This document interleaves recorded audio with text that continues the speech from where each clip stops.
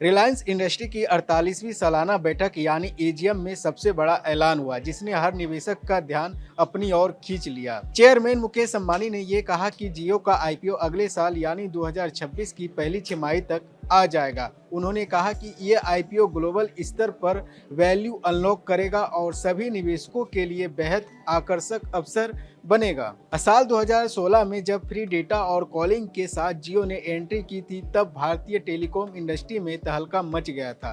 Airtel और Vodafone जैसे दिग्गजों को इस चुनौती से जूझना पड़ा।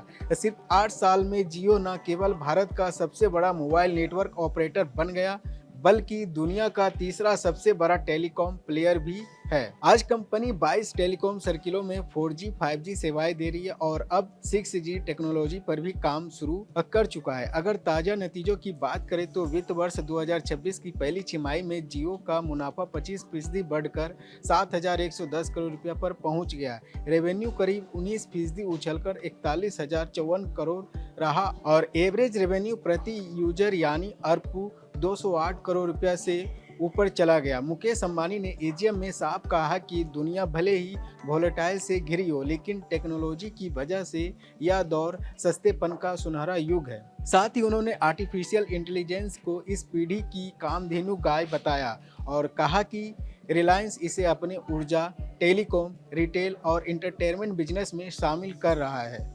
रिलायंस इंडस्ट्री के परफॉर्मेंस पर नजर डालें तो फाइनेंशियल ईयर 2025 में कंपनी का कुल रेवेन्यू 10.71 लाख करोड़ रुपया रहा।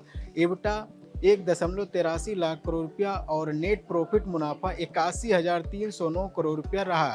कंपनी ने सरकार के खजाने में 2.10 लाख करोड़ रुपया का योगदान किया और अभी 6.8 लाख करोड़ कर्मचारी काम कर रहे हैं, जिनकी संख्या जल्द 10 लाख के पार होगी।